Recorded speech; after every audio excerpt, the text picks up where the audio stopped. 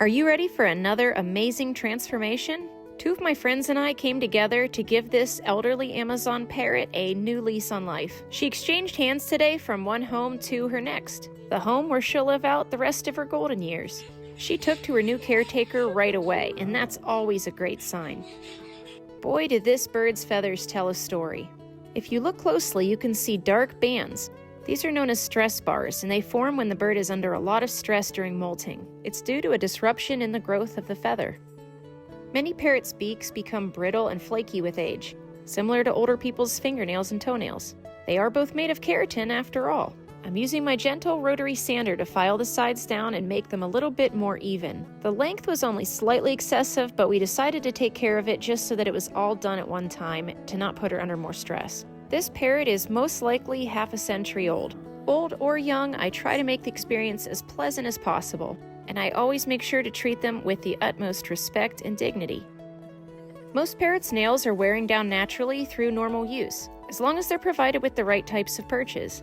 Elderly birds like this one may not be putting even pressure on their feet and toenails, so they may not wear correctly. And nails that are excessively long may make it even harder for arthritic feet to hold on to perches. And falls are a major risk for older birds, so we want to make sure that she's able to hold on firmly. We also don't want to make the nails too short because it's very important that they have enough length to hold on correctly. There's definitely a fine balance, but I think we've got her right where she belongs now. The previous caretaker's household had a lot of cockatoos. Birds in the cockatoo family create a lot of dander, which can actually be harmful to birds like Amazons and macaws. Just with plain water, you can see the milkiness of the water as it comes off of her feathers. It's full of dander. She was a little bit nervous, but she really started to enjoy the bath. Bathing is so important, and some parrots would choose to bathe every day if they could.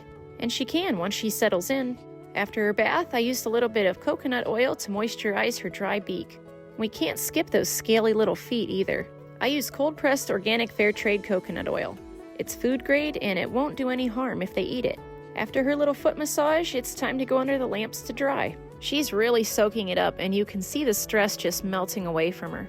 Even after just one bath, you can see how much more vibrant her feather colors are. She's made a lot of improvements for one day and she's looking and feeling so much better already. Her new caretaker has other Amazon parrots and is very familiar with them. They sent me an update the next day, and she's already hanging out with the family and starting to get ready to meet her new flock. Wish her luck!